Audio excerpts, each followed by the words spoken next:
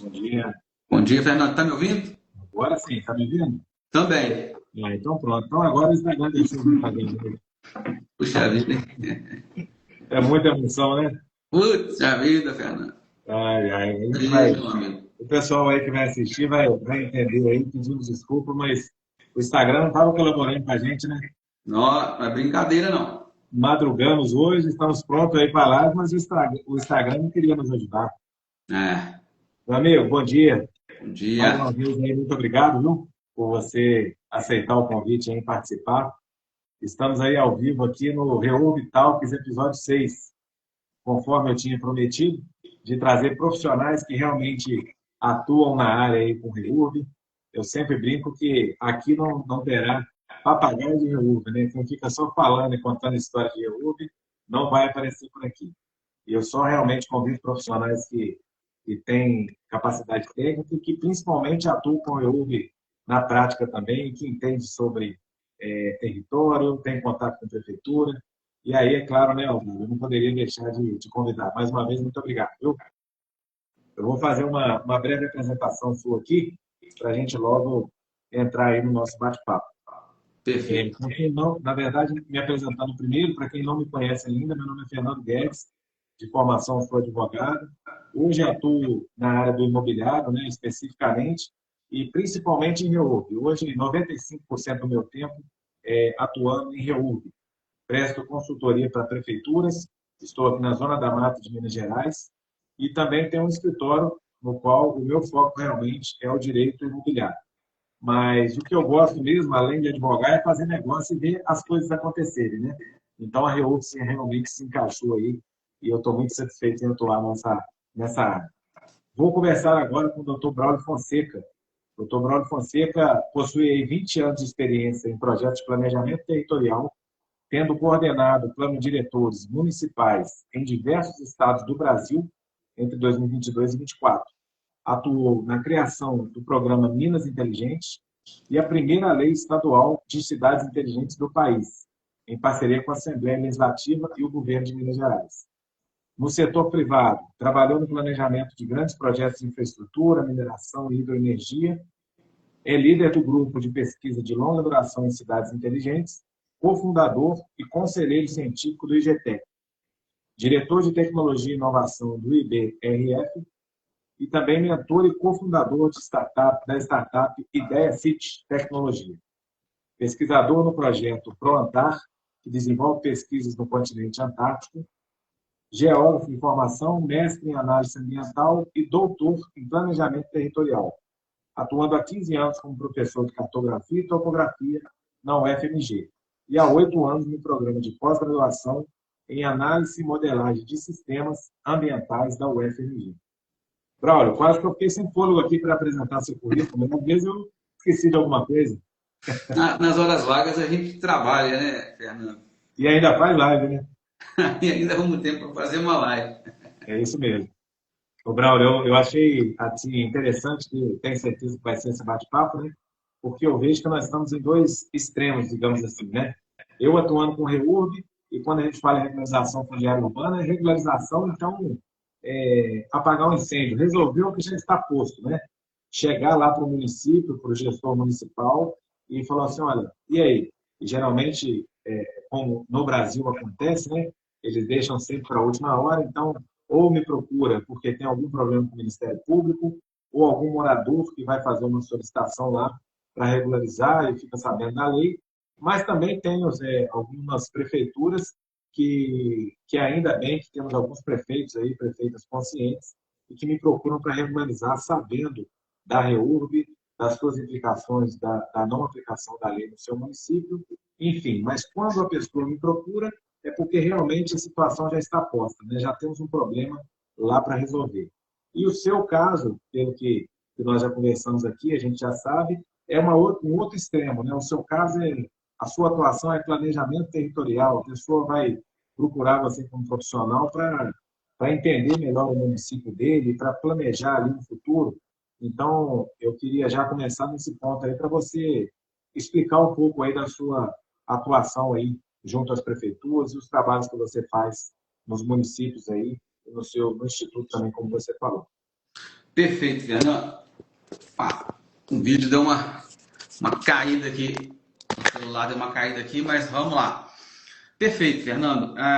Eu atuo já há algum tempo na área de regularização fundiária, mas nos bastidores, né? Você falou muito bem aqui, né? Trazer aqui só quem tem experiência em REURB, né? O processo de regularizar o território, ele às vezes vai começar muito antes do que a instauração especificamente de um processo de REURB.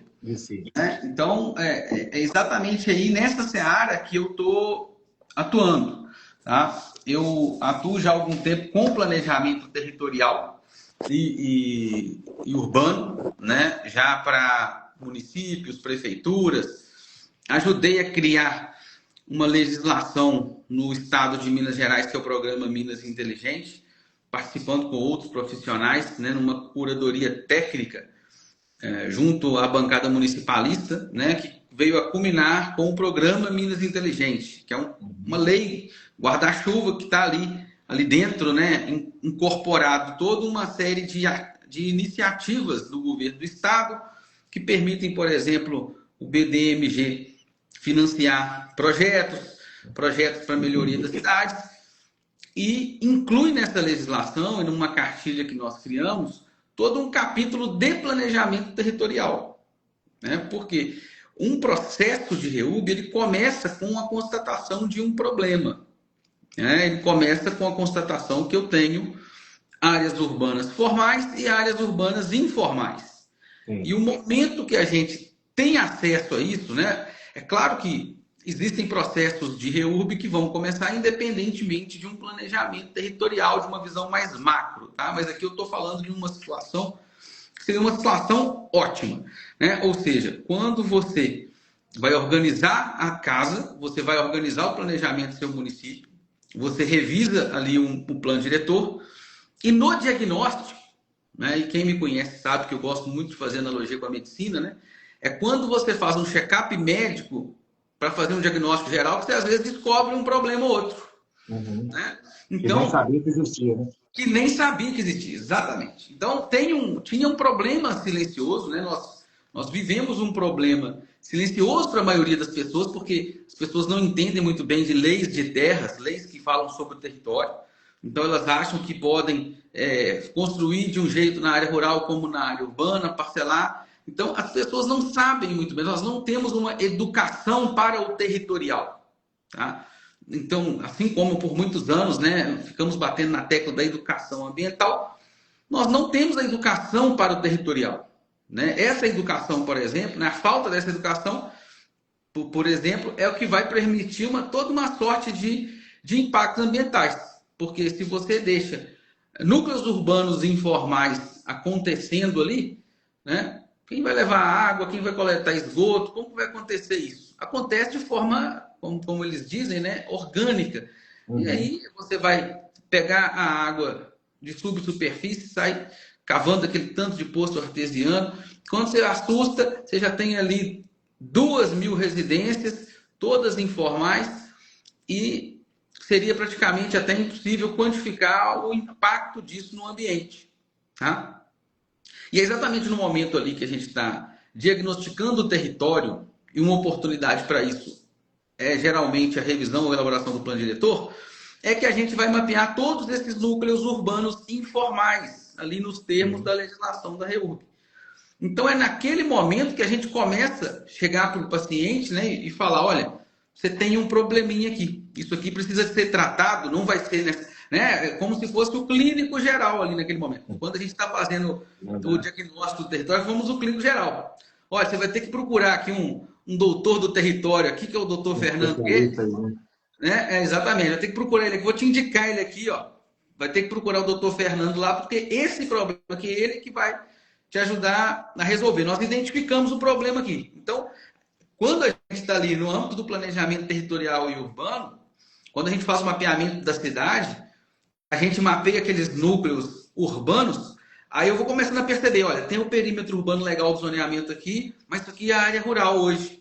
Legalmente é a área rural. Mas tem um tanto de gente aqui morando, e a característica da paisagem me remete a uma paisagem urbana. Mas legalmente não é uma área urbana. não incidem ali parâmetros urbanísticos, as pessoas estão ali, né? Aí a gente vai fazer uma avaliação também, um diagnóstico, que ele é um diagnóstico também socioeconômico. Então, no momento do plano diretor, a gente já começa até a vislumbrar o que seria uma solução S, o que seria uma solução E, no caso da REURB, mas a gente não vai regularizar, né? Eu falo muito isso para as pessoas. O plano diretor não regulariza nada. Então, a regularização fundiária ela veio exatamente como um instrumento específico dentro dessa família de instrumentos de gestão do território para resolver esse problema. Mas é naquele momento ali, sabe, Fernando? Então, eu sou um profissional de bastidor da REURB, que não entra em campo, né? Enquanto o doutor Fernando Guedes é o cara que vai lá e, por muitas vezes, marca o gol, né?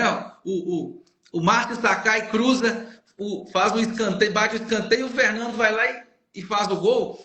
Eu sou aquele roupeiro que está ali, que vestiu todo mundo que está em campo, né? Que está ali, um massagista que preparou o time.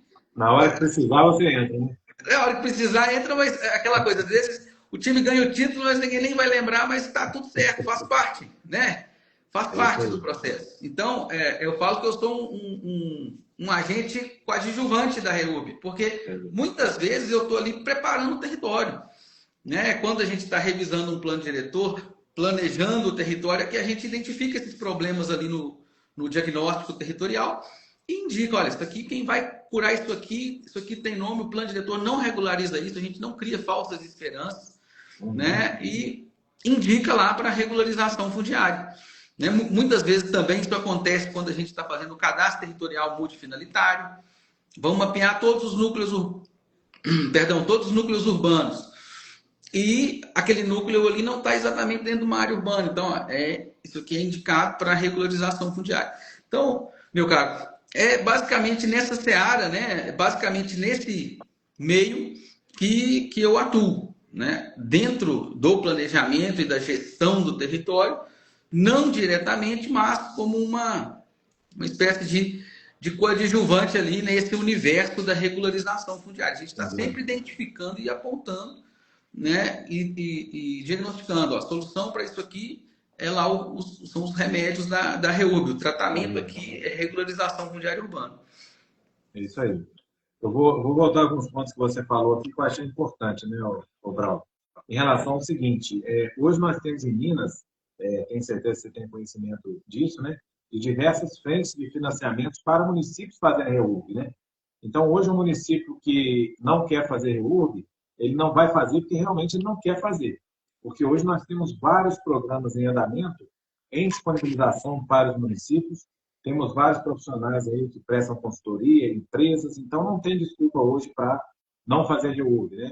E aí, voltando nessa questão, nós temos linhas de crédito aí do DDMG, exclusivo para financiamentos em relação ao REURB. Eu já estive na LH conversando sobre isso, nós temos linha de crédito disponíveis.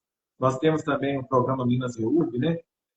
Outra situação agora recente também, a Coab Minas, né? Está com um grande projeto de regularização para Minas, um projeto inovador.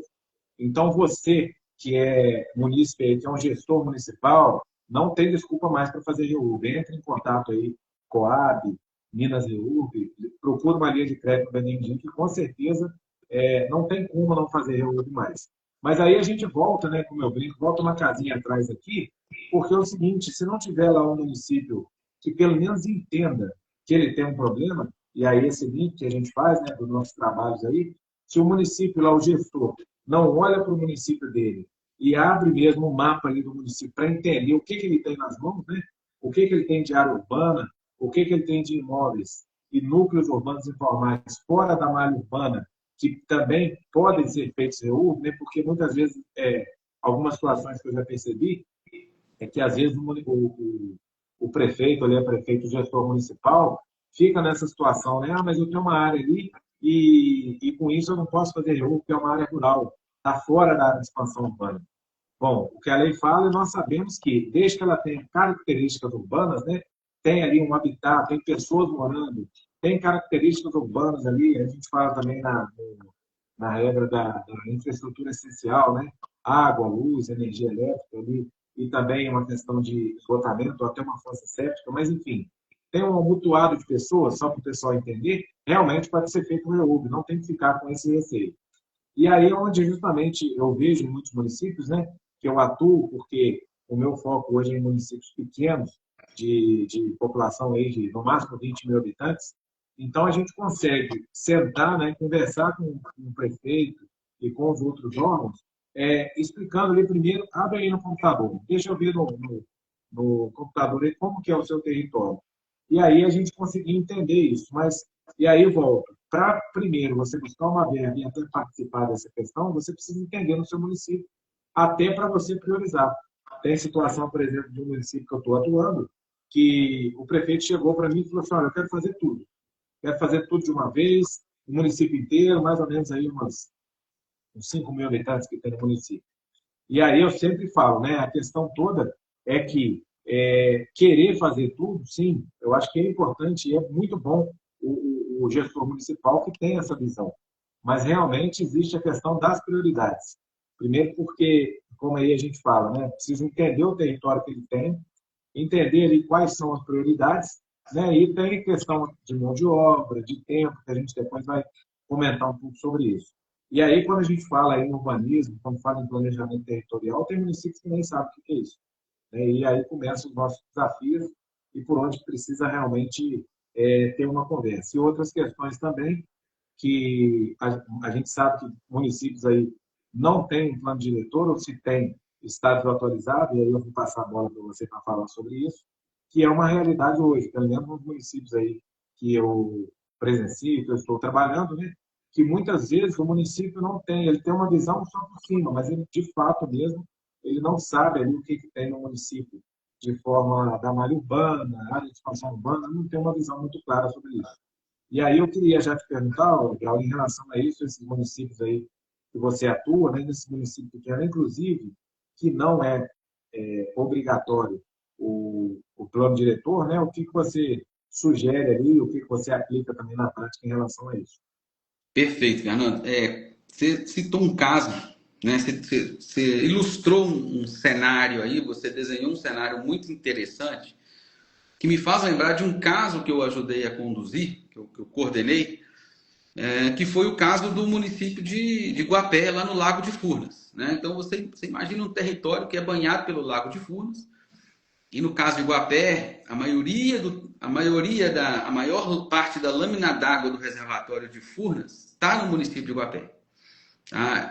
Isso é um ponto muito importante porque nem todo o perímetro que foi criado e chamado de área urbana, né? Você falou aí dos prefeitos que falam que, ou de pessoas que falam que não está em área urbana, não está em perímetro urbano, eu não posso fazer reurb, né? Então, às vezes, é exatamente esse desconhecimento, às vezes é exatamente essa desinformação que gera casos como, por exemplo, o que aconteceu lá em Guapé. Por quê? Porque acaba conduzindo o gestor a seguir um rito que não são os ritos estabelecidos por lei. Então, por exemplo, no caso de Guapé, no caso lá de Guapé, o que eles fizeram? Ao invés de fazer uma avaliação geral do território, revisar o plano diretor, ou melhor, né, elaborar, porque ele nem tinha plano diretor, o que eles iam fazendo lá em Guapé? Qual era o modus operandi? Chegava alguém querendo parcelar o solo, eles iam na Câmara de Vereadores, criavam uma lei de expansão urbana e aprovava e seguia. Chegava outro parcelador, aprovava uma lei para aquele loteamento e seguia. Então, isso foi acontecendo assim reiteradas vezes e chamou a atenção do Ministério Público. Ora, o poder público está basicamente servindo como um garçom para o privado. E não é isso. E o território virava uma corte de retalhos, né? Ficava ali Exatamente. Aquela situação de clientelismo. Eu cheguei aqui com a minha demanda, aí você entrega o produto. Não é assim que funciona. Você tem que organizar o território como um todo e definir por zoneamento as áreas ali com os determinados parâmetros e ir aprovando os parcelamentos do solo. Então lá, eles faziam uma espécie de falsa situação de legalidade. Parecia que era legal, porque foi aprovado, mas era aprovado, não tinha audiência pública, não tinha justificativa, não tinha nada. E isso chamou a atenção do Ministério Público. E daí veio o convite para que eu pudesse coordenar a revisão do plano diretor lá, né, um TAC junto à Promotoria de Meio Ambiente da Bacia do Rio Grande. E nós fizemos toda a parte de planejamento territorial e, nesse caso, né, puxou-se vários fios ali, dentre outros, que depois vocês podem jogar no Google e ver o que aconteceu lá com o prefeito de Guapé. Mas tudo começou com essa inobservância do rito do planejamento territorial. Então, da mesma forma que eu tenho um município que às vezes quer criar uma situação de uma falsa, para a gente ter uma impressão de legalidade, mas seria uma falsa legalidade, tem municípios que aí também fecham os olhos completamente. Então, não observa, não monitora, e o parcelamento do solo vai acontecendo aí, né, totalmente sem nenhuma legislação. Né? Mas eu até me pergunto, o que é pior? Né? Aquele município que deixa acontecer e os processos de parcelamento vão acontecendo de forma irregular e ilegal, ou aquele município que faz, mas faz de forma errada, né? Fica criando perímetros de expansão urbana, né? Como se fossem ilhas urbanas, e não preocupam com a integração de tudo, com a conexão, com os serviços básicos e a infraestrutura básica. Né? Então, basicamente, a gente vê muito isso, né? Situações parecidas com essas, mas nas quais os municípios não fazem absolutamente nada. Eles não vão legislar sobre o território, eles não vão nem criar leis de expansão urbana, e a coisa acontece. Por outro lado, tem o caso do município de Guapé, que foi criando legislações, mas criou mais de 3 dezenas de leis de expansão urbana, sem integrá-las num instrumento específico que seria, por exemplo, o plano diretor, a lei de uso e ocupação do solo. Então, lá em empreendimentos, outro dia eu estava conversando com uma pessoa que atua lá no município, ele falou, olha, está descendo jato aqui de 40 milhões de reais, e o município até outro dia não tinha nem um plano diretor, e os empreendimentos iam sendo aprovados assim, totalmente de forma equivocada.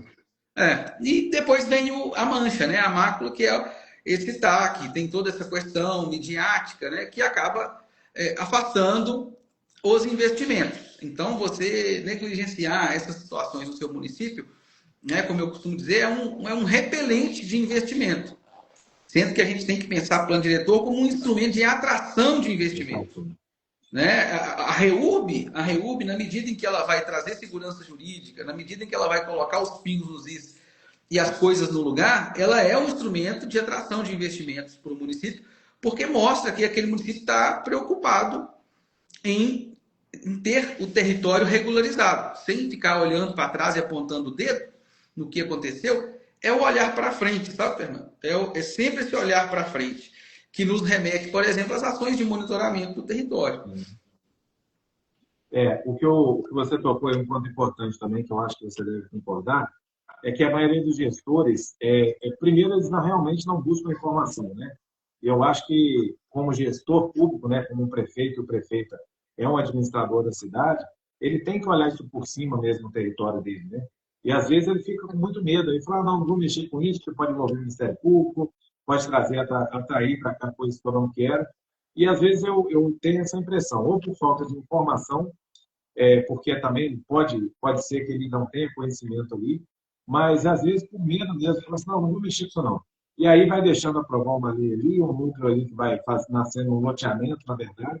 E o principal também que, às vezes, né, o que a gente observa aí, é em relação também ao desconhecimento, porque nós vemos, não querendo aqui desmoralizar, ou muito pelo contrário, né? A gente vê alguns procuradores de município, por exemplo, que não têm o mínimo de conhecimento em relação à legislação municipal do solo, em relação a loteamento, REURB. Eu sei porque eu já visitei, por exemplo, municípios que procuradores municipais falavam que a lei não existia ou que a lei não ia pegar. Então, eu já ouvi de tudo por aí. Então, acho também que até por causa da nossa capacidade humana, não estou falando mal aqui dos procuradores, né? Mas eu quero atentar para que os gestores municipais criem essa secretaria, digamos assim, pelo menos tenham um olhar para o urbanismo no município, porque, às vezes, esse medo aí do gestor, na verdade, o medo de mexer nessa caixa de abelha, digamos assim, pode trazer um problema muito mais sério lá na frente. Aí você citou o município de Guapé, que a gente está citando aqui, porque é público, né? Está aí na internet os problemas que houve. E você, no seu trabalho também, você constatou. Então, é muito mais interessante para o gestor, mesmo que seja um município pequeno, né? Ele procurar ali alguém que realmente entenda, que tenha esse olhar, para que lá na frente não tenha um problema mais sério. E aí, voltando a essa questão do plano diretor e da lei do uso e ocupação do solo, como a gente falou aqui do plano diretor, mesmo que o município não seja obrigado, mas que ele tenha realmente essa visão, procure ter essa visão lá do território, do que ele tem na mão, e aí, como eu disse aqui atrás também, em relação até a priorizar o que ele vai fazer. E tendo esse olhar, né, do que já tem de problema hoje para que vai ter no futuro, qual que é aí a vocação do município, né? Você falou de novo aí do município lá, que hoje deve ser aeronaves aí de alto padrão. Então, assim, cabe ao gestor também, com esse olhar para o urbanístico da cidade, para o território, já fazer, de resolver o que tem e planejar o futuro. Para onde quer levar a cidade? Qual que é a vocação da cidade aí? E aí o seu trabalho como profissional justamente entra nesse ponto, né? Exato, exatamente, Fernando. E nessa seara, né, de organizar o território, eu fico percebendo o seguinte: infelizmente, quando alguma coisa acontece, né, ou felizmente, porque antes acontecer por alguma obrigação específica do que não acontecer, né? Só que a gente tem aquela necessidade da coisa vir de cima para baixo. Então a gente tem uma realidade de mentalidade na nossa sociedade, onde a gente ouve frases como essa que você se citou, né? A legislação pegar. Né? Então, só de você escutar essa situação de legislação que pega, não pega, a gente já percebe que as pessoas têm uma predisposição de não querer fazer aquilo que deveriam fazer. Não é nem porque eu sou obrigado, sabe? Eu gosto muito de fazer a analogia do cuidar do território é você cuidar da sua saúde. Né? Então, você fazer os check-ups, você procurar ter um histórico de exames. Né? Então, você não é obrigado a fazer isso, mas você tem aquele histórico de dados territoriais. Então, isso é muito importante. E nesse contexto, né, tem aparecido muito o assunto recentemente da reforma tributária, né, e do cadastro imobiliário brasileiro. Né, que as pessoas ficam falando, o CPF do imóvel, né, o que vai acontecer, é um imposto a mais.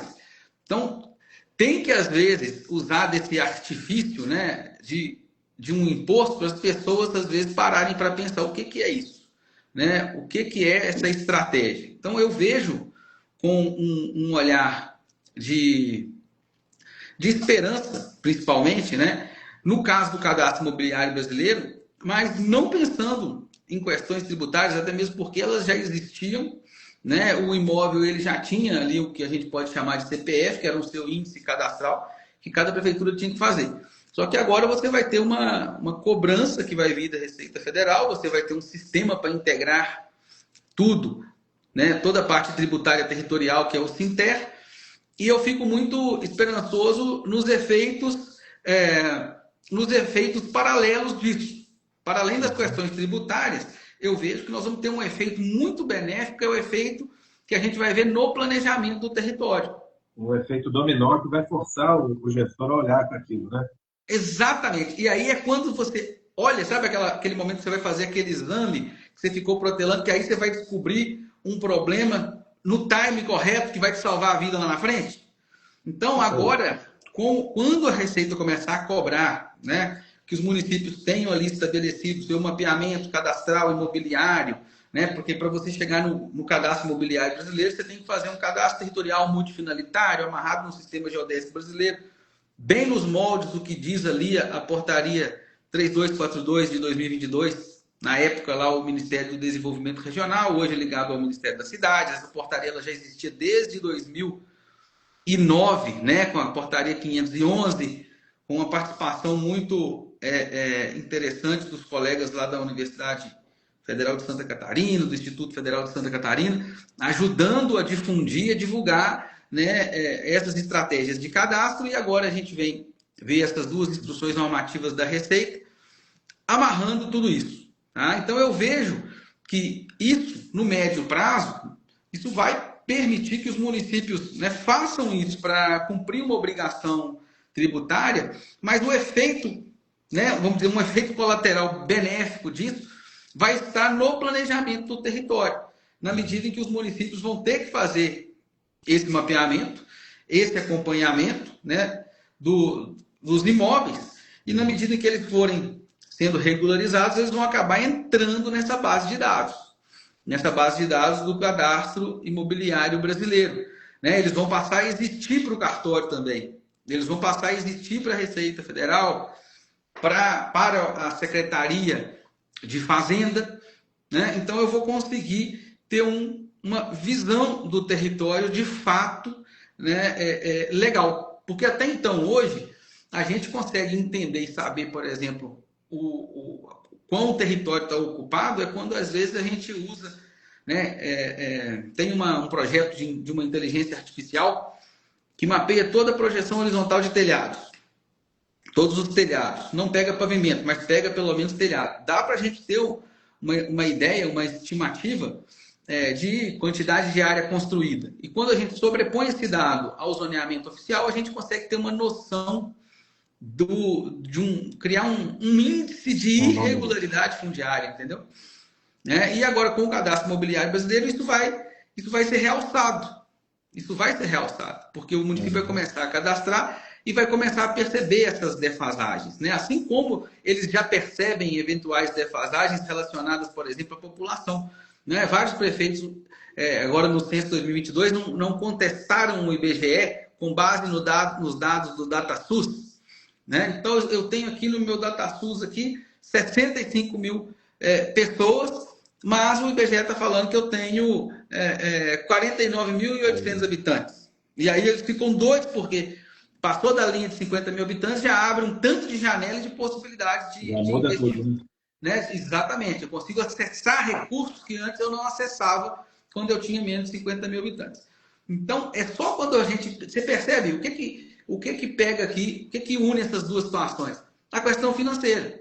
Então, teve que vir uma questão tributária para o gestor ficar atento, aí ele vai ter que correr atrás, porque agora a Receita vai estar de olho, né? Eventualmente vão começar a pipocar muito mais denúncias de renúncia fiscal, né? E aí quando você fala de renúncia fiscal tributária no município, isso pega tanto o poder executivo quanto o poder legislativo, né? Aí a turma vai ficar atenta, né? Assim como ficava atenta a população, no caso do censo, por causa do FPM, dentre outras possibilidades de recurso. Então, acaba que é cultural nosso, né?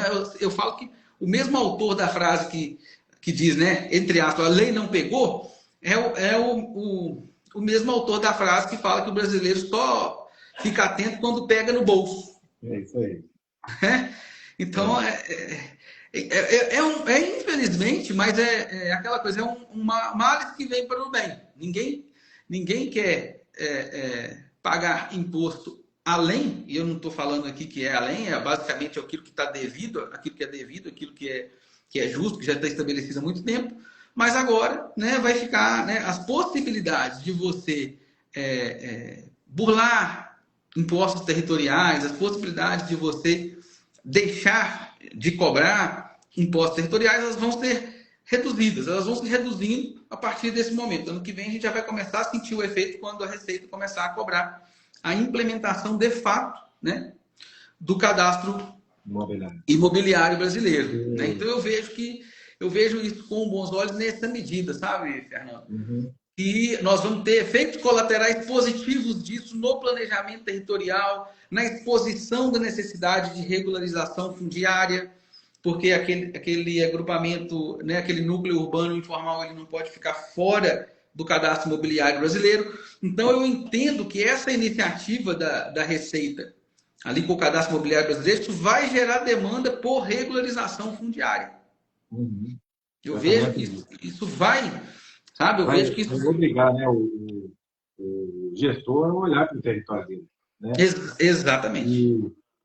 E aí, né, falando aí numa questão que, tirando aqui a questão política, né, da lei, infelizmente essa questão influencia, mas falando aí no cadastro imobiliário em si, eu acho que no final das contas foi porque também, né, tem essa questão do município não ter feito o dever de casa, né, em relação a isso, né?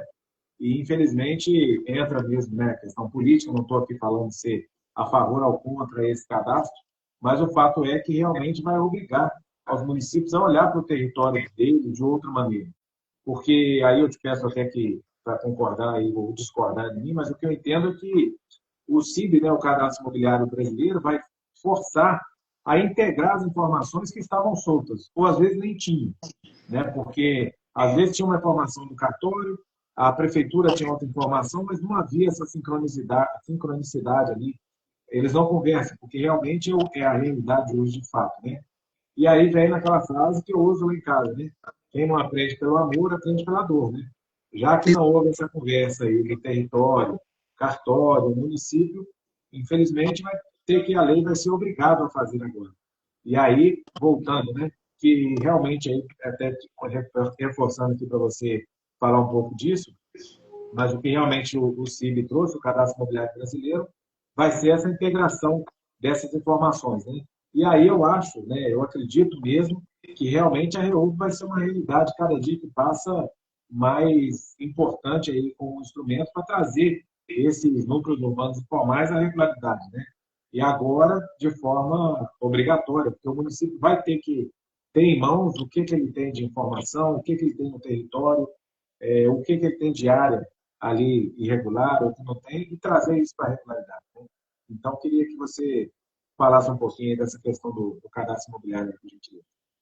Perfeito, Fernando. Bom, a gente, né, primeiro é importante falar que as estratégias de cadastro de cunho territorial, elas já são consagradas do ponto de vista técnico, acadêmico, né? Não nos falta conhecimento, não nos falta recursos tecnológicos para fazer, né, todos os tipos de levantamento cadastral. Tá? Posso até dizer que nós teríamos, né, se você for pensar na quantidade de municípios que tem no Brasil, nós teríamos até mesmo né, se todos os municípios fossem startar isso agora de uma vez só, nós teríamos até dificuldade de mão de obra nesse sentido, porque de fato é muita coisa ainda que tem para mapear.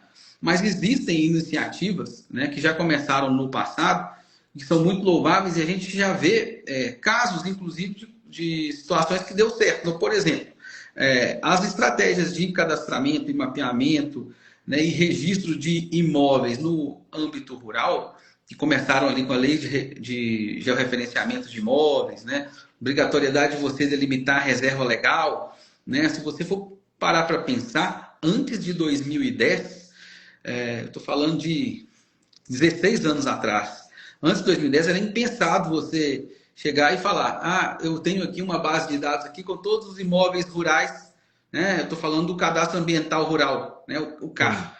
Né? A própria base do CIGEF também, que recepciona os dados do georreferenciamento dos imóveis rurais. Então, o meio rural, ele começou a se mobilizar primeiro, né? Até mesmo porque o meio rural ele tem uma dinâmica diferente do meio urbano, né? Mas o cadastro rural, a certificação dos imóveis, o georreferenciamento dos imóveis, antes disso, né, a delimitação, a obrigatoriedade da delimitação das reservas legais, já existia uma série de situações que elas acabavam congelando o produtor rural se ele não fizesse. Então, quem vive no campo, quem é do agronegócio, já sabe muito bem que ele não vai acessar certas linhas de crédito, ele não vai conseguir concluir a sua produção se ele não tiver com a sua propriedade toda certificada, toda regularizada. Né? Tem até a nossa colega lá do BRF, doutora Priscila Dantas, se não me engano, né? que trabalha com a parte de regularização de imóveis rurais. Né? Então, foi até, desculpa te cortar aqui, mas esse ponto eu até achei interessante você falar, porque eu tive uma conversa agora em Belo Horizonte, conversando com um colega, o doutor Ed, lá do Mato Grosso do Sul, lá vizinho de Sakai, né? E aí a gente falando sobre questão de Uber, ele falou, olha, eu estou entrando nisso aí há pouco tempo, né? Mas o que eu vejo lá na minha área também, na minha cidade especificamente, é que essa questão lá é muita área rural. A cidade, o município se desenvolve por causa da questão rural. E no rural hoje já está uma realidade dele estar regularizado. Porque você tocou nesse ponto aí que eu lembrei da frase dele. Se ele não tiver regularizado, ele não tem acesso a crédito. Às vezes ele nem vende, doutor Fernando. Exatamente. Né? Então, esse acesso a crédito aí e a organização do território rural, ele acaba que Aconteceu também de forma, né, acaba sendo forçada por causa da lei que impôs e tudo, mas essa diferença, né, que a gente vê dessa legalização, da organização do rural, que tem que chegar no urbano, né? E aí com esse CIB realmente a gente vai ver isso acontecer. Eu acredito que sim. Sim, exatamente. Né? Então, só voltando a falar aqui né, eu comecei com a questão rural, por quê? Porque exatamente nas áreas rurais, até mesmo pela idade das legislações que incidem nas áreas rurais, né, a gente vê que quem está no ambiente rural, o produtor rural, ele já está com essa cultura estabelecida. Né? As propriedades, né, você pode ter um ou outro caso de questões fundiárias e de propriedade, de limite, mas quem atua no meio rural já sabe muito bem, né, das suas obrigações e sabe que sua propriedade bem organizada, certificada, regularizada, né, ele vai conseguir, se ele produz, ele vai vender mais, né, se ele não produz ainda na área, ele vai ter possibilidade de acessar crédito para produzir. Então a gente vê isso muito bem, né? Eu também tenho atuado na elaboração de planos diretores no Mato Grosso do Sul, né? E a gente vê isso muito quando a gente roda as áreas rurais no nível de organização territorial que a gente tem, né, nas áreas rurais. E agora, com o cadastro imobiliário brasileiro, espera-se que a gente venha então a concretizar, né, a solidificar todo esse conjunto de legislações que incidem sobre o território urbano também. Né? Eu costumo dizer que a gente tem que fazer uma visão bem integrada e holística do município. Né? Eu até faço uma crítica aqui, né? Porque por muito tempo, por muitos anos, né, os nossos urbanistas eles olhavam apenas para as cidades. Né? Até a denominação dos planos, né, era Plano Diretor de Desenvolvimento Urbano. Então era como se a cidade, se o rural não existisse. Sim. Né? Só que o rural, né, quem está ali no campo, de forma silenciosa foi se organizando. De alguma forma é integrado, não tem como escapar disso. Exatamente. Exatamente. Então, quando a gente vê, por exemplo, o núcleo urbano informal nascendo, ele é informal exatamente porque ele foi o parcelamento ilegal de terras, né, na maioria das vezes em área rural, que eu parcelei abaixo do módulo rural, não tinha uma legislação. É claro que tem irregularidade fundiária também, porque eu parcelei desrespeitando parâmetros urbanísticos em áreas urbanas. Mas quando você vai colocar ali, fazer uma análise estatística, hoje tem muito mais irregularidade fundiária por parcelamentos ilegais que começaram em área rural do que um simples desrespeito de parâmetros urbanísticos em área urbana. Até mesmo porque, mesmo sendo ainda uma fiscalização muito incipiente, ainda assim tem mais fiscalização de fiscais especificamente na área urbana do que na área rural. Eu costumo dizer o seguinte, o grande fiscal da área rural, do produtor rural, às vezes ele não precisa nem estar lá, porque se o produtor não tiver ali tudo regularizado, ele nem consegue acessar crédito, ele não consegue renovar um empréstimo, ele não consegue, às vezes, vender a sua produção. Né? A pessoa produz café, tem que ter um selo ali específico, um controle de qualidade. Se você não parte desse controle de qualidade na regularização da sua propriedade, pode chegar o maior especialista de café ali que ele não vai ter nem a oportunidade de provar o seu café e de testar o seu café, porque você não passou da primeira prova ali, que é a prova territorial. Então, o cadastro imobiliário brasileiro, eu entendo que ele vai acabar criando essa cultura na área urbana também. Né? Ele vai acabar criando essa cultura. E quando eu falo criação dessa cultura, muito mais nos gestores, né? Nos gestores, na importância, né? Ao visualizarem a importância de estarem com o território mapeado, todo cadastrado, apto, então, a integrar o cadastro imobiliário brasileiro. Então, esse vai ser o grande efeito, né? Que não é exatamente o objetivo principal do cadastro imobiliário brasileiro, né? O objetivo principal não é esse, né? Como ele é uma estratégia que veio da Receita, né? Ou seja, o cadastro imobiliário brasileiro, olha só, né? Até o rito, né? Até de onde vem, já diz muita coisa para a gente. O que se esperava? Que uma estratégia dessa de cadastro imobiliário brasileiro viesse da onde? Do Ministério das Cidades. Ministério das Cidades. Eu esperava que viesse do Ministério das Cidades. Mas vem de onde? vem da Receita Federal. Entendeu, Fernando? Isso, assim, isso é a prova cabal, né, daquela, né, que sustenta aquela frase: o brasileiro só aprende quando sente no bolso. Né? Então, uma estratégia de gestão do território, o cadastro imobiliário brasileiro, tudo bem, veio da Receita, e às vezes o agente da Receita está pensando na questão tributária, mas vai ter um efeito colateral muito interessante no planejamento territorial. Tá? E eu esperava um interesse desse também do Ministério da Cidade, que deveria ter vindo do Ministério da Cidade. E aí, a arrecadação tributária, aí seria, aí sim, ou seja, a arrecadação tributária que tinha que ser um efeito colateral. O objetivo principal do remédio deveria ser organizar o território. Ah, e por um acaso vai também aumentar a receita para os municípios. E vai impedir, né, a sonegação de impostos territoriais. E essa deveria ser o colateral. O principal deveria ser pensado territorial. Então você vê que a mentalidade, a cultura, a forma como a gente entende o território, ela explica muita coisa, né? É sempre assim. Tudo que vem beneficiar o território, tudo que vem beneficiar o planejamento territorial, é sempre um efeito colateral de alguma coisa. Eles atiram ali no negócio, mas esperando atingir uma coisa, e aí acaba que tem uns estilhaços e atinge outras, e aí é que a gente tem um benefício no planejamento. A ideia central não foi o planejamento, a ideia central foi a questão tributária. No entanto, quando saiu essa coisa do novo CPF dos imóveis, o que veio foi o que pegou no assunto, né?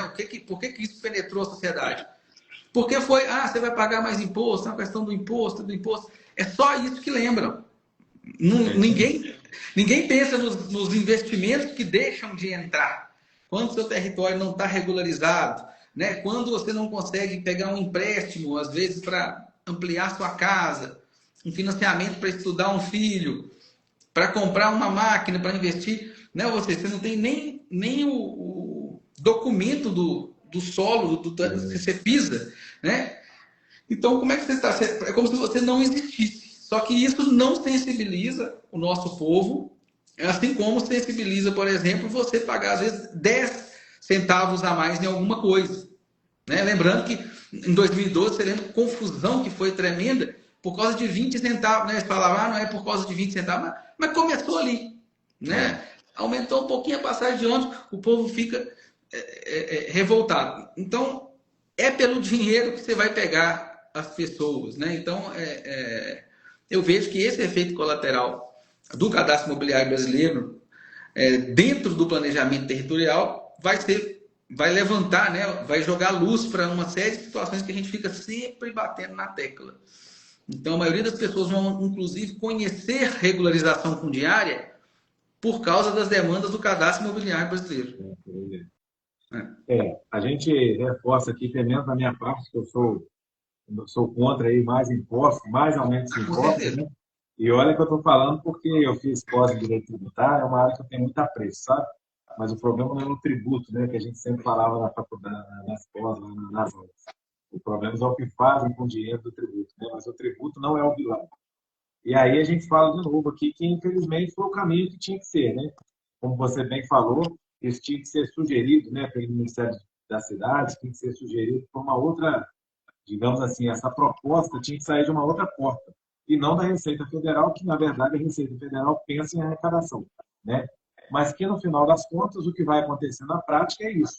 Vai forçar, de alguma forma, ali, aquele gestor municipal a realmente entender o território dele e olhar para o território dele, só que de uma forma diferente, né? Porque aí, digamos que o chicote já vai estar no lombo, né? Então tem que resolver. E aí eu vou linkar um pouco disso aí também, em relação ao que a gente já tinha conversado, também que a gente sempre tem que estar atento aí, a questão de monitoramento ali, do território, né? Nós vemos aí, agora vou falar até numa área que você realmente mais aprofundado, aí, mais estudado nesse tema, e aí eu não posso deixar de falar aqui no que nós vivemos aqui em Juiz de Fora, e também na cidade de Ubá, Matias Barbosa. A Zona da Mata foi muito castigada aí pelas chuvas agora, que faz aí praticamente um mês, né? E, infelizmente, foi uma coisa terrível aí, na verdade, um mês e pouco. Mas, enfim. E o que eu vi logo depois daquilo, né, não vou nem falar aqui de novo em questões políticas, quem ajudou, quem não ajudou, mas o fato é que logo depois, é até uma informação pública aí, quem quiser eu mando o link, mas falando aqui de Juiz de Fora, é uma tragédia que eu posso dizer que foi anunciada, no sentido de que todas as áreas, se não for todas aqui para não ser correto e até injusto, mas na verdade, grande maioria das áreas já estavam mapeadas como área de risco ou como área de risco geológico ou hidrológico, né? Isso é informação que está disponível aí para quem quiser e reforço que quem tiver dúvida aqui, eu mando até o link aí desse monitoramento. Mas o fato é que eu quero chegar nessa situação de quê, né? Que essa falta de olhar para o município e essa falta de monitoramento realmente do que está dentro ali do território municipal pode trazer tragédias aí catastróficas, né? Então, sobre isso que eu queria falar com você, sobre a importância desse olhar, na verdade, desse monitoramento ali do território, como que isso é importante. E aí você falar um pouco aí até a questão também na prática aí dessa tragédia que você viu aí, que presenciamos aqui em Juiz de Fora, se você enxerga dessa forma também, que em grande parte ela poderia ser evitada. Maravilha, Fernando. Mais uma vez, tá?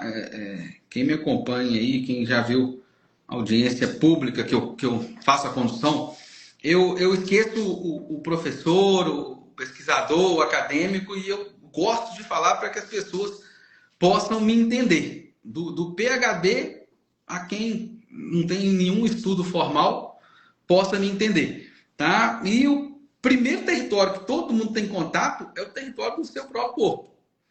Então, se você entende o corpo que você habita, que você vive, você vai se sensibilizar para aquilo que eu falo. Então, eu faço a seguinte analogia. Você vai ao médico, você vai fazer um check-up, você vai descobrir um problema e você tem que fazer um tratamento.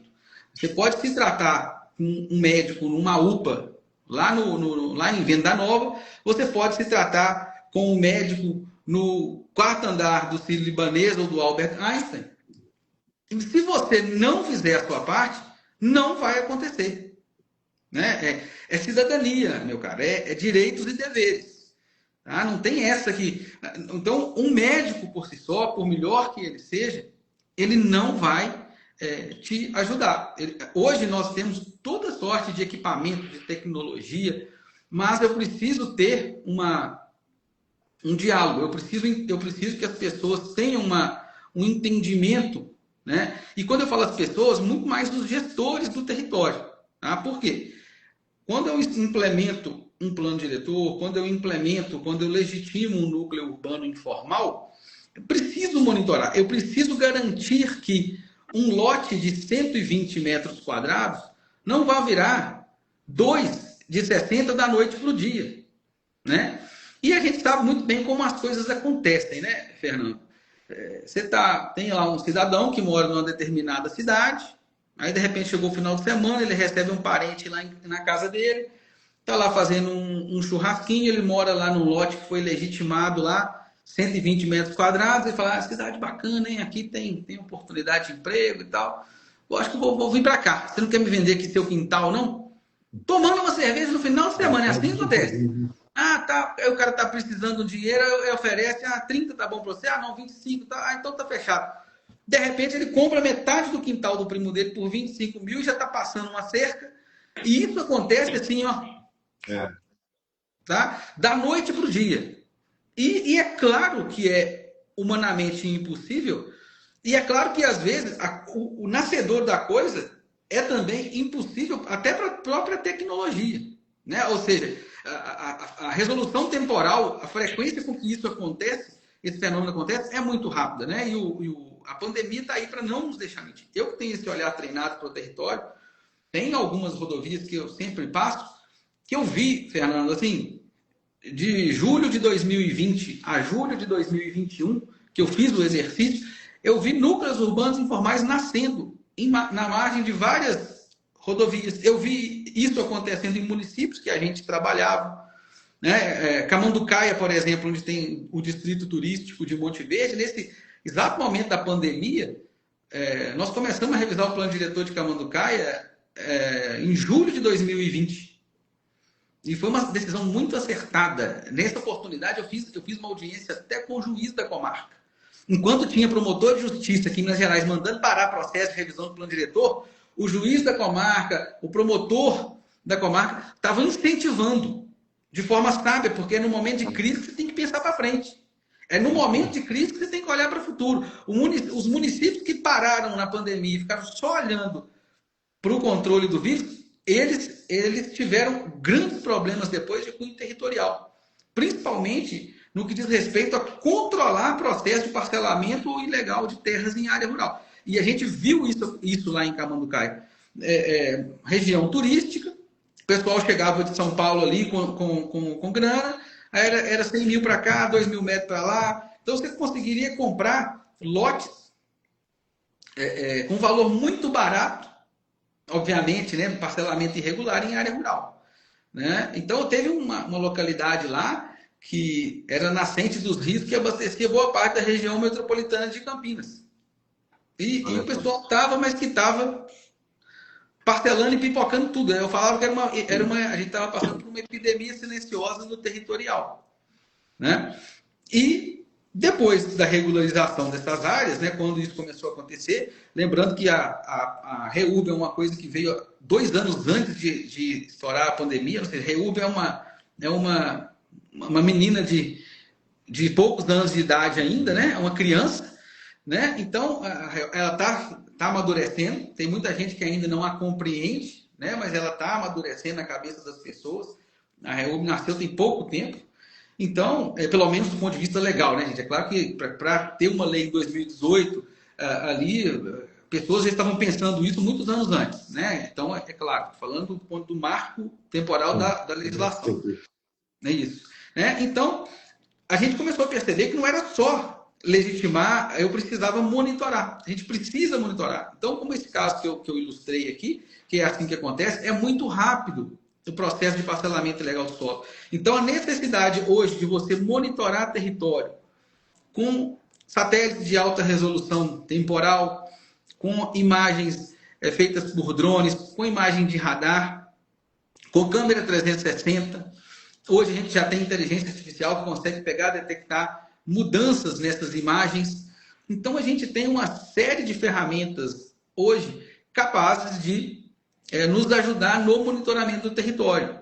Tá? E independentemente da capacidade de investimento desse território.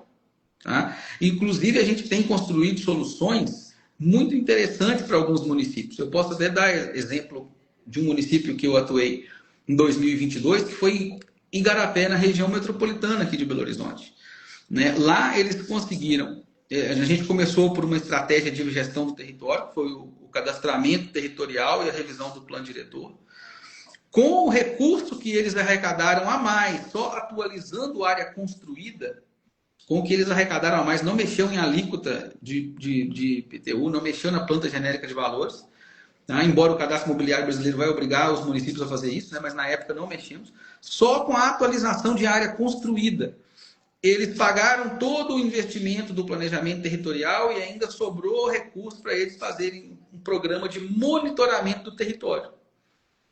Tá? Então, hoje, Igarapé, na região metropolitana, é um município que está acontecendo lá regularização fundiária, você tem barragem de mineração, você tem um reservatório da Copasa que abastece parte considerável da região metropolitana de Belo Horizonte, que é o sistema Serra Azul. Você tem... complexo, né? Como?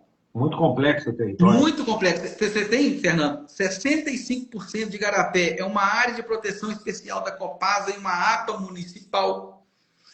Aí você tem condomínios, você tem uma boa qualidade de vida no município, você tem um território ali bastante complexo. Tá? E um território complexo de região metropolitana que vivia recebendo notificação das promotorias de urbanismo e de meio ambiente do Ministério Público. Então, foi ali o piloto ideal para a gente começar o programa de monitoramento contínuo do território. Então, hoje o município consegue atrair investimento, ele consegue, de fato, fazer com que os investidores fiquem no território e até ampliem, né? A exemplo uma das maiores plantas de reciclagem de veículos que a Stellantis está levando agora para o município. Né? A SADA já estava lá, né? As empresas do grupo do Vitório Medioli já atuavam no município. Então, é um município que, né, o prefeito até recebeu um prêmio na área de cidades inteligentes ano passado na Prefeitura de Belo Horizonte por causa dessas estratégias, né, de monitoramento do território. Então, é um município que é complexo, que é dinâmico, e ele só consegue monitorar o território com o auxílio dessa tecnologia. Por quê? Não adianta você contratar, às vezes, aquele tanto de fiscal e dar para ele simplesmente o papel, uma caneta e o próprio rosto. Para ele dar a cara. Porque às vezes você está jogando bola na quarta-feira com um cara à noite, que é o cara que você vai fiscalizar ele na sexta-feira de manhã. É a realidade do município pequeno, né? Exatamente. O parente vai sentar na mesa de jantar, na mesa do almoço domingo. E nós estamos falando, Fernando, né, do nosso país que tem ali 90% dos municípios brasileiros tem de 50 mil habitantes para menos. Para menos. Então, ou seja, os municípios de até 50 mil habitantes, né, correspondem a 90% do país. Então, as pessoas vão se conhecer. Se a gente não tem ferramentas impessoais, com notificações via SMS, via e-mail, detecção por imagem de satélite, por imagem de radar, drone, a gente não consegue chegar e fazer um monitoramento efetivo. Tá? Então, é a estratégia que a gente tem hoje lá em Igarapé, que a gente está conseguindo enxergar alterações no uso do solo ainda de forma embrionária. Elas estão nascendo. Eu não vou impedir que o ilícito aconteça, porque é praticamente impossível. A resolução temporal disso, a frequência é muito alta. Num final de semana, de um dia para o outro, você passa a cerca num lote ali. Mas a partir do momento que o cidadão começa a expor o solo, né, faz um primeiro processo de supressão de vegetação, começa a movimentar a terra, a gente já começa a pegar.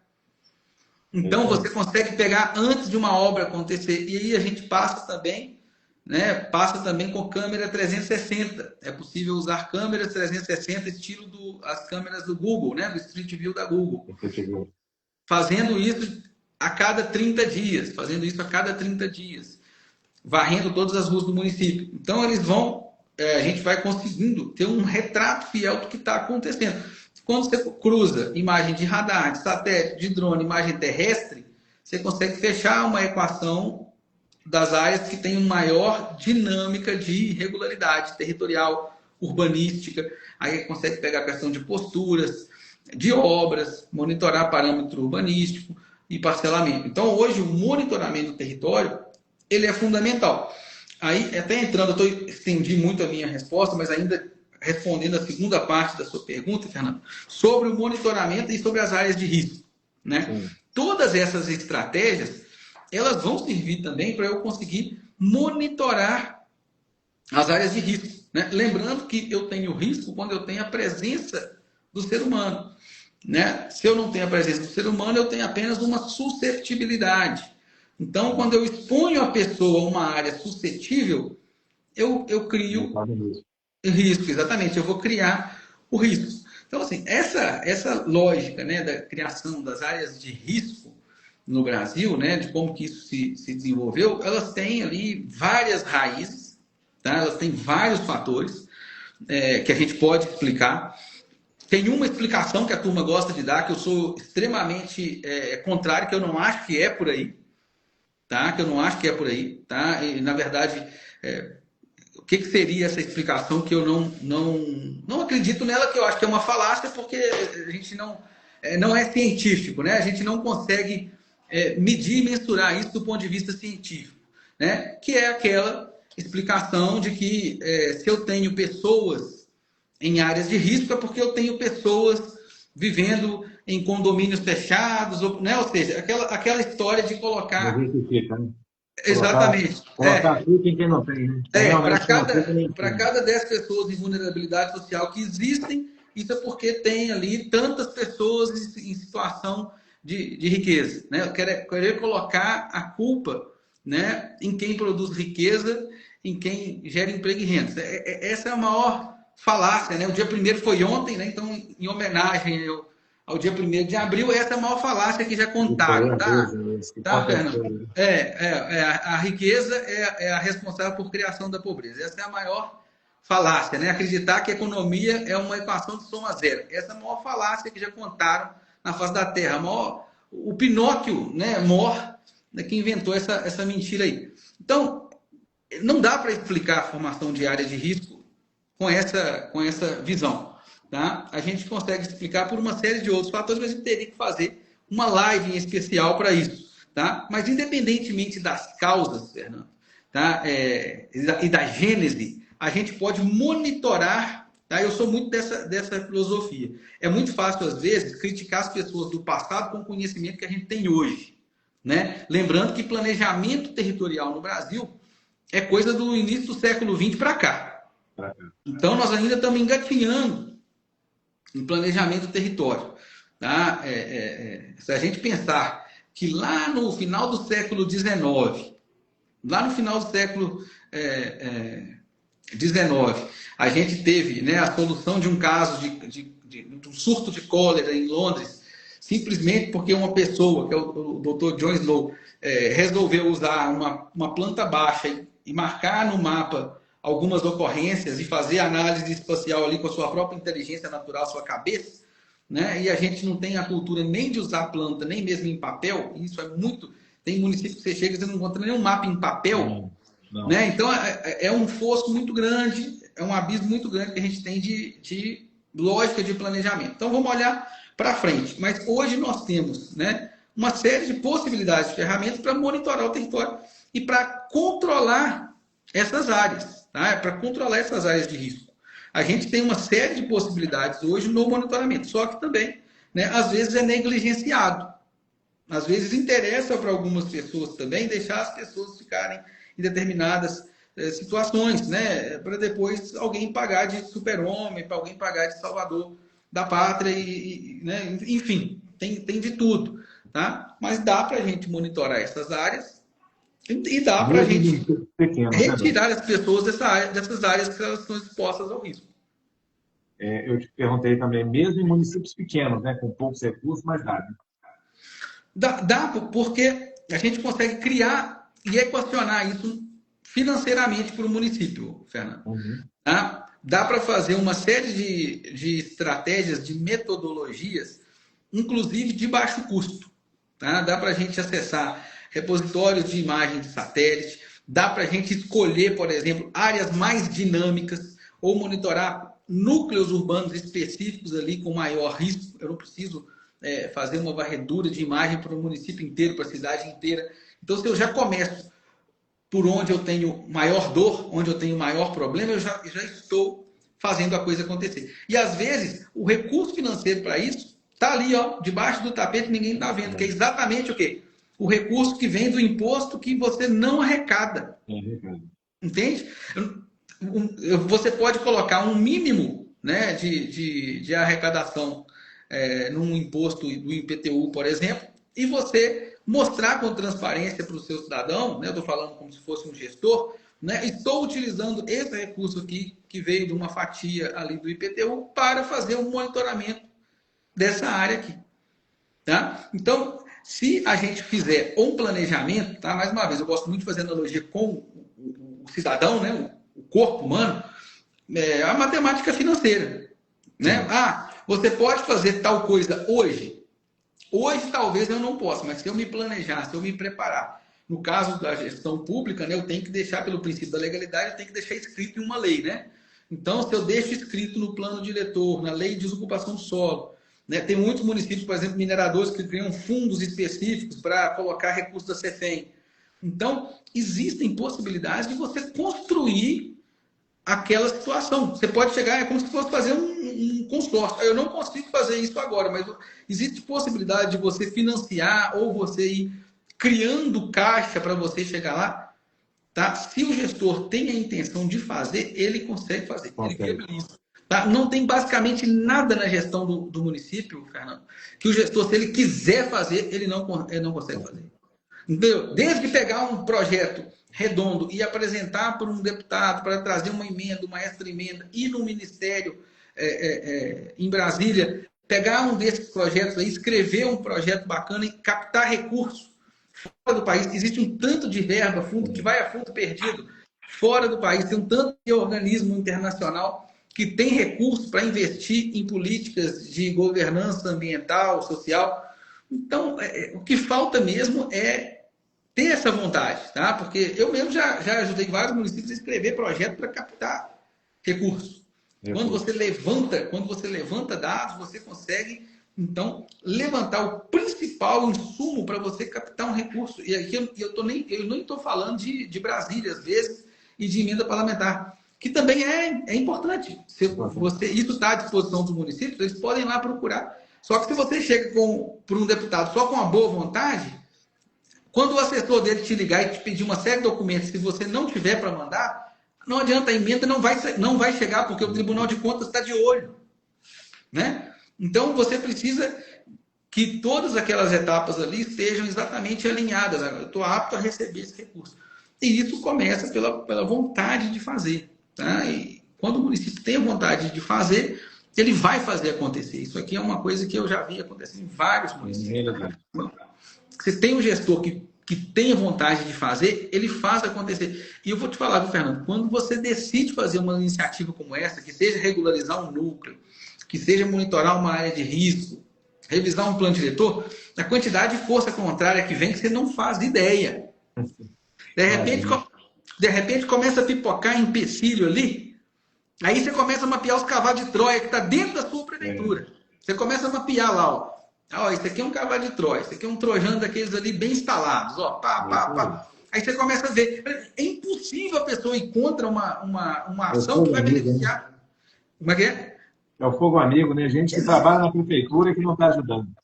E aí, quando você vai descobrir o porquê, o motivo pelo qual aquela pessoa não quer que a coisa aconteça, que regularize. Porque, querendo ou não, tem muita gente, né? Ou seja, as irregularidades, tem muita gente que vive das situações irregulares, né? Que é beneficiado por isso. Então, às vezes, não quer. Então, às vezes, no município que você vê que a REURB ali está travada, que não acontece, você vai no cartório, o negócio não flui. Você tem ali a situação dentro da prefeitura, o pessoal acha que não é por ali e a coisa não acontece, isso tem uma lógica por trás disso. Certamente são peças. Eu falo que tudo são pessoas, Fernando. Tudo é sobre pessoas. É por isso que eu procuro deixar as coisas muito claras para as pessoas e falar para as pessoas me entenderem. Não é falar bonito, às vezes não é falar de forma rebuscada. Eu preciso que as pessoas me entendam o que eu estou falando. Mas é isso. Essa questão de monitoramento aí é uma coisa muito curiosa, né? Porque realmente parece que, em alguns casos, o gestor mesmo não quer resolver ou não olhar para aquilo ali, né? Porque, e uma coisa aí que eu já falo de imediato, uma frase, né?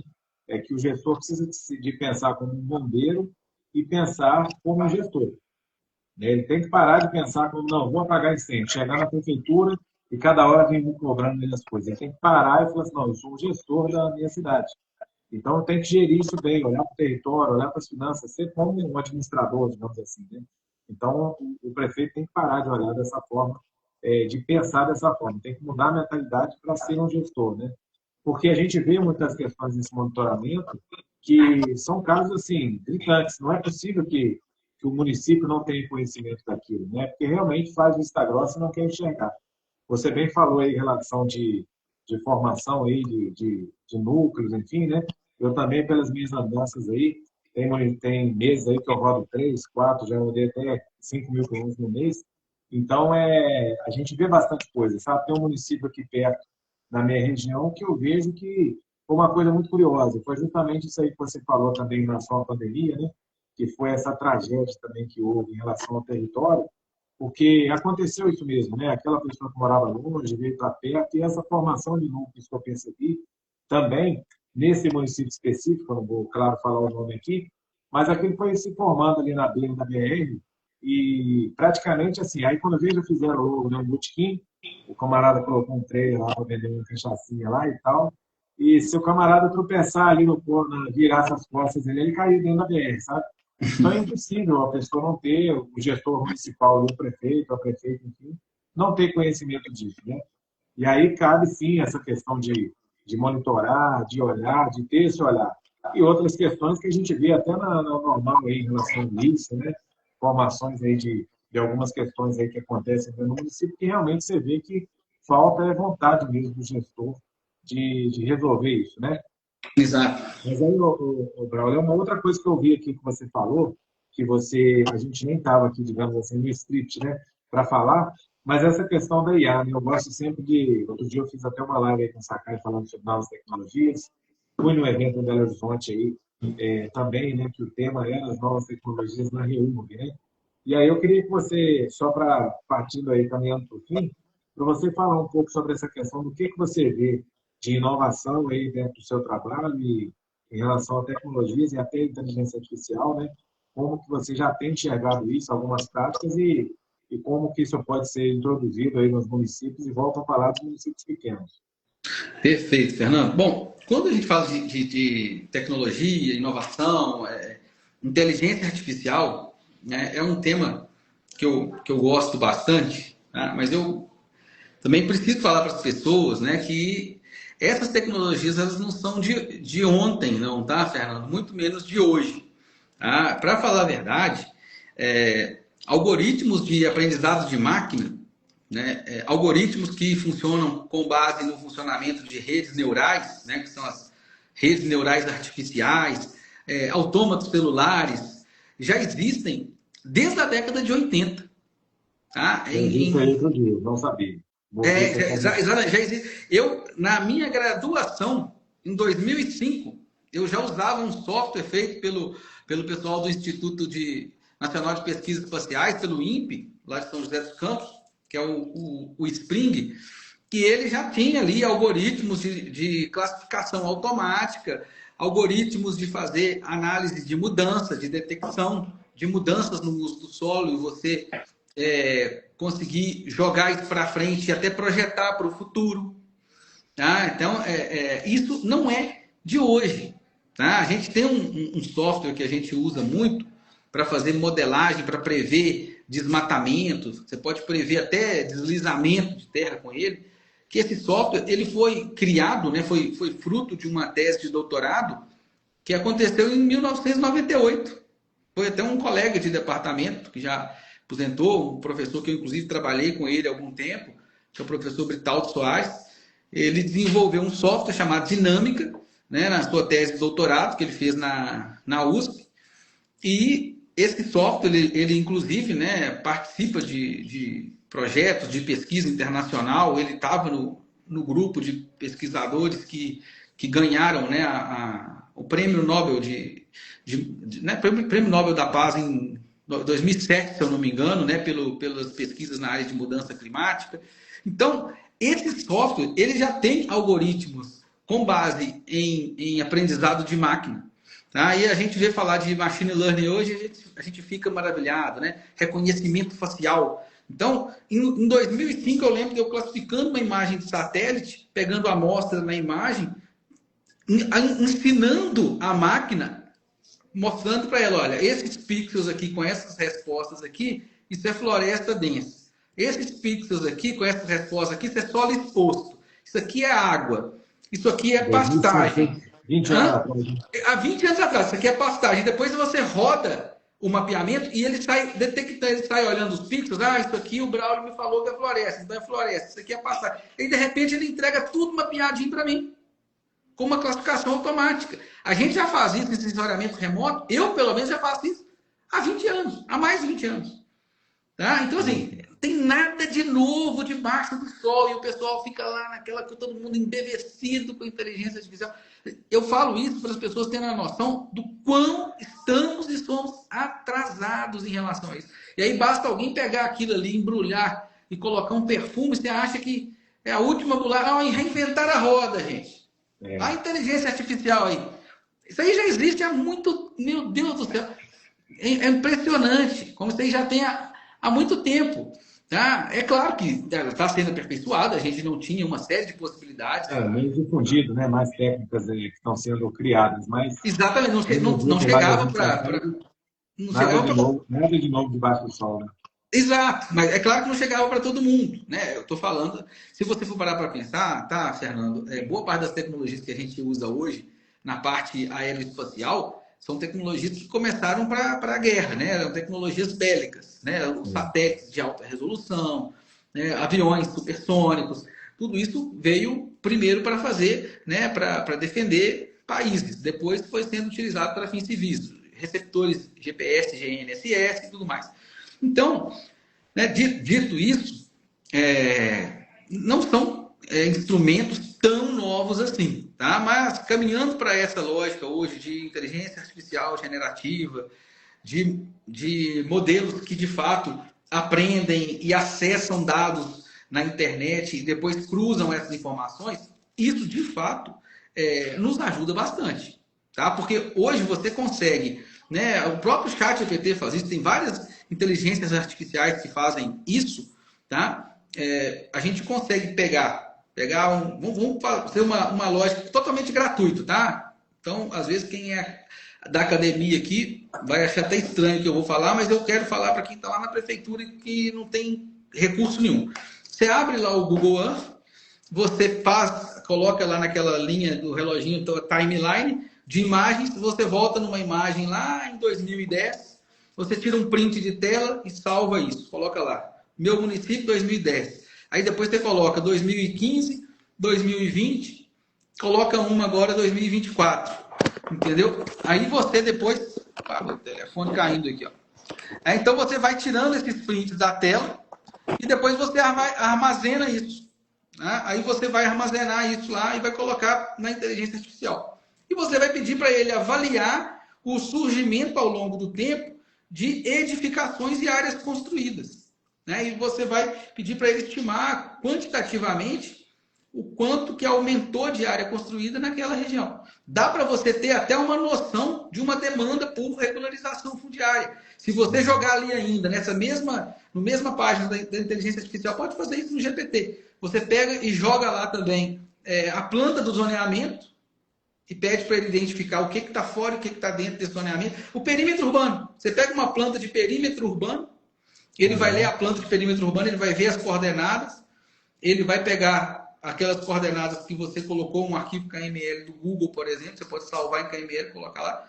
Ele vai te falar, ele vai te estimar, né, com alguma confiabilidade, o quanto que você tem de edificações com características urbanas em área rural. Dá para você estimar qual que seria a sua demanda por regularização fundiária. Então, isso para um município que não tem recurso nenhum. Você baixa o Google Earth Pro gratuitamente, a versão mais simples do ChatGPT, do Manus, do Gemini, e você faz isso.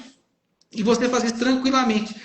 Se você tiver ainda uma planta, mesmo que seja em papel, você vai escanear uma planta do perímetro urbano do seu município, ou uma planta do IBGE, você vai alimentando ali, jogando essas informações, você consegue cruzar e fazer análises. Então, olha a quantidade de informação que a gente tem acesso hoje. E antes a gente... Gratuitas, a gente não precisa, né? O município que não tem recurso nenhum, ele consegue estimar. É claro que para você chegar num nível, né? Eu estou falando aqui para você ter uma ideia, né? Isso aqui seria o quê? Um projeto básico, para você ter uma ideia, para você ter uma ideia de quantificação. É claro que tudo que envolve leis de terras, eu preciso fazer seguindo as normas da BNT, né? Mas já é uma referência, já dá para o município ter um norte, né? Exatamente, mas aí dá para você ter pelo menos um norte. Né? É claro que para você fazer no valendo, tá? Que eu não estou falando para usar isso para substituir, não. Vai fazer uma REURB, tudo amarrado no sistema geodésico brasileiro. Você tem que observar a NBR 13133, a 14166, a portaria 3242 do Ministério da Cidade. Você tem que observar uma série de normativas, ler muito bem a legislação da REURB, tá? Fazer o levantamento topográfico nos moldes que é solicitado, tá? Mas eu estou falando aqui de você ter pelo menos vislumbrar o tamanho do seu problema, coisa que muito município não sabe. Não sei. Vislumbrar qual que é o tamanho do meu problema aqui, eu nem sei. Né? Então dá para fazer gratuitamente. Muito bacana. É isso aí, brother. Eu acho que ficou bem claro aqui, né, no final das contas, todo esse monitoramento aí e essa questão dessa gestão realmente dá para fazer, né? E não precisa deixar a coisa correr à vontade aí para depois, lá na frente, o gestor ter um problema, alguma coisa nesse sentido. Porque o fato é que a tendência daqui para frente, né, principalmente com a questão do cadastro imobiliário, isso apertar um pouco mais para os municípios, né, as exigências vão ser maiores E aí você aí deixou bem claro, né? Nós deixamos aqui que a importância realmente de fazer esse monitoramento, as formas práticas e também como que isso vai ser importante daqui para frente, que cada dia que passa, esse monitoramento vai ser fundamental, né? E a primeira coisa que eu falo é que precisa de uma coisa importante, que se chama-se boa vontade, né? O gestor querer resolver essa questão e entender melhor o que é isso. Se começar com uma boa vontade ali do gestor de olhar isso, como eu disse, o prefeito, né, a prefeita, se entender como gestor do município e até deixar de lado aí um pouquinho o ego, né, e pensar ali só nos 4 anos, olhar Exatamente. mesmo o território, que muitas vezes ele mesmo vai viver ali, né, porque a maioria dos prefeitos, principalmente cidades pequenas, vão continuar ali naquele município e tal. Então, o gestor deixar um pouco de lado e olhar para o geral e olhar a longo prazo. Não é mesmo, não? Exatamente, Fernando. É ter a boa vontade mesmo de querer fazer, né? E ter essa visão de futuro, né? Participar de eventos, querer de fato aprender, né? Humildade para ouvir, né? Os Isso bons aí. profissionais. Eu costumo dizer o seguinte, né? Na verdade, nem eu costumo dizer, eu costumo citar uma frase que eu gosto muito, né? Do Steve Jobs. Ele falava, né? Eu vou contratar pessoas inteligentes para elas me dizerem o que fazer. Tem que fazer. E não o contrário, né? Porque às vezes tem muito município que a gente chega, né? É claro que a gente entende que quem está no município conhece mais o município. Isso é óbvio, tá? Mas você tem que também ter o mínimo de confiança e capacidade de delegar. Então você vai confiar naquele profissional que você está contratando, né? E na experiência dele. Então você vai esperar que ele te diga, né? O que fazer, né, baseado na experiência dele e tudo mais. O diálogo é sempre muito importante, né? A troca de informação, a gente aprende muito com quem está ali na linha de frente dos municípios, É mas isso é mesmo. isso, é ter essa humildade de estar sempre aprendendo, de estar sempre ouvindo, né, e trocando informações. É isso aí. Ô, Braulio, acho que não passaram as horas aí também, eu vou já fazer minhas considerações finais aí, daqui a pouco eu passo para você. Mas eu queria Perfeito. novamente, né, agradecer você aí por ter aceitado o convite.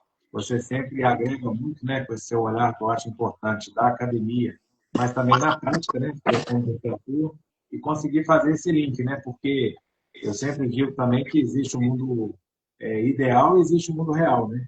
Então, fazer essas conexões aí como você faz, eu acho importante, porque não só, né, claro, né, a academia é muito importante, mas eu acho que esse olhar também de quem atua no dia a dia é muito importante. Então, realmente, os nossos bate-papos aí são sempre muito proveitosos.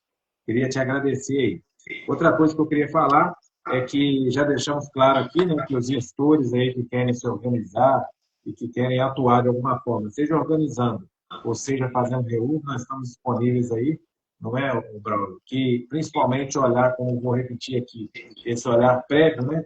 Olhar como gestor mesmo para o município. E para todo mundo aí que ficou até agora aí no nosso bate-papo, eu vou falar do grupo lá do Conexão, né? Que existe um grupo nacional sobre REURB. Lá tem todo tipo de profissional, tem colegas advogados, existe aí vários profissionais de cartório, temos também lá engenheiros, topólogos. Se você que tem interesse em participar desse grupo, é só mandar uma mensagem aí que consigo incluir vocês lá. É um grupo gratuito, já temos quase aí os 900 usuários lá que a gente está sempre falando de REURB. Então, tem aqui meu contato através do Instagram, quem quiser conversar. E, Braulio, muito obrigado, viu? Deixa aí para você fazer as considerações finais e salvar a live aí, compartilhar aí para a gente, que essa live ficou muito bacana aí. Tem que Perfeito. continuar gravando aí. Perfeito, Fernando. Eu que agradeço o convite mais uma vez. Para mim é sempre um prazer, uma honra estar trocando essas ideias, essas informações aqui, né, na sua página do Instagram, né, com você também, né, contribuindo, colaborando, trazendo, né, para a audiência e para as pessoas que estão envolvidas nesse universo da REURB tudo que elas precisam saber, as informações que elas precisam saber e às vezes não necessariamente sobre o processo em si da REURB, mas também aquilo que a gente conversou hoje, né? Tudo aquilo que tá antes e tudo aquilo que está depois, que é no caso o monitoramento. Tá? O Eu lembro monitoramento. monitoramento tem que continuar, né? Não é só porque fez reúno que não vai monitorar, né? Exatamente. Eu estou lembrando aqui, viu, Fernando, só se você me permitir aqui, só para responder aqui um amigo nosso, Uhum. que é o Márcio Sakai, lá no início ele colocou Nosso um amigo aí comentário também. aqui, como que a gente trata, né, os núcleos urbanos informais em plano diretor, né, viram umas ex, né, eu gostaria de responder ele aqui brevemente, Sim, tá? Na verdade, Sakai, o que que a gente tem feito, tá? Os núcleos urbanos, eu vou até dar exemplo prático aqui.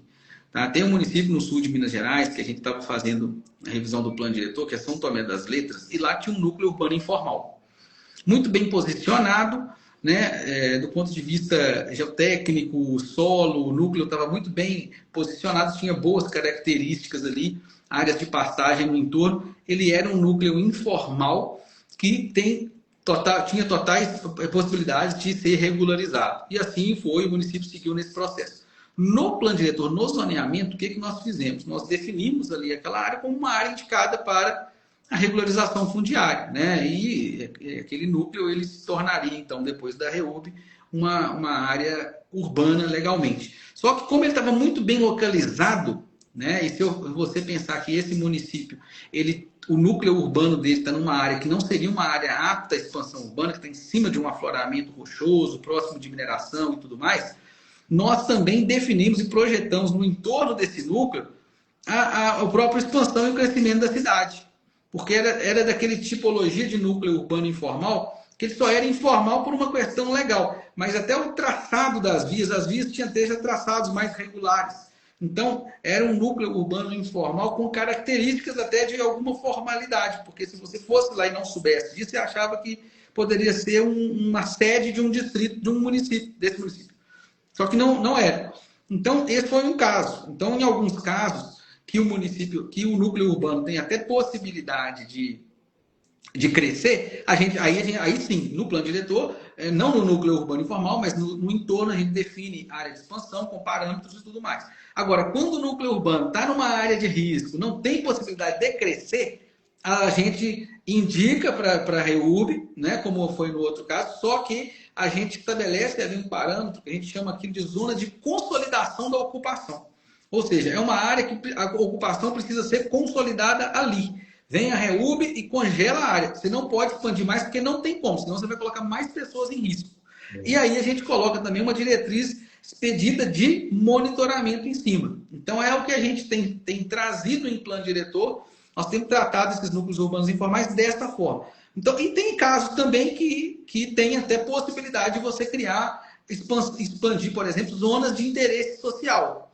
Mas se é um núcleo urbano informal que está num contexto de risco, você não vai projetar ali umas ex do lado desse núcleo, entende? Por quê? Porque você vai estar expondo as pessoas ainda mais ao risco. Eu falo que ZEIS é uma das áreas, né, por incrível que pareça, as pessoas às vezes podem achar que não, mas ZEIS é uma área que tem que ser uma área nobre. Porque as pessoas que estão em vulnerabilidade social, elas precisam acessar saúde, educação, segurança, mobilidade.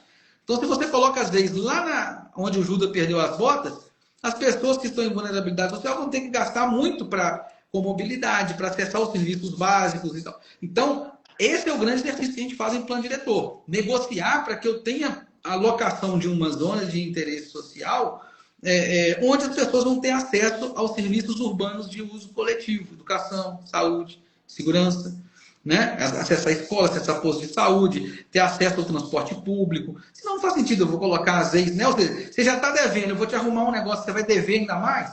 Não faz sentido. Né? Então, basicamente, é assim que a gente trata. Tá? E você me desculpa, Fernando, eu ter que estender aqui não, agora, eu lembrei, a gente tem que responder. O Márcio é um eu sabia parceirão mesmo nosso, alguma né? pergunta, não Mas esquecendo, tá tranquilo. não posso esquecer de responder ele aqui. Mas é isso. É isso aí, meu amigo. Mais uma vez, muito obrigado, então. Então, um Valeu, muito abraço aí aos obrigado, amigos, gente. a todos aí que assistiram, e vai ficar gravado aí no Instagram. E vamos em frente. Até o próximo Reúne Talks. Obrigado, brother. Fica com Deus, viu? Valeu, Fernando. Com Deus, meu amigo. Fernando, a gente Encerra está aí para mim, aí. ao vivo aqui ainda. Eu vou te pedir uma orientação para eu poder encerrar com chave de ouro aqui. É no xizinho aí em cima do lado direito e Ah, depois você vai compartilhar com o azulzinho. perfeito. Eu vou fazer isso aqui. Eu encerro agora, né? Isso, você vai fechar aí no xizinho do lado direito e aí vai aparecer para você compartilhar. Aí você vai compartilhar. Perfeito.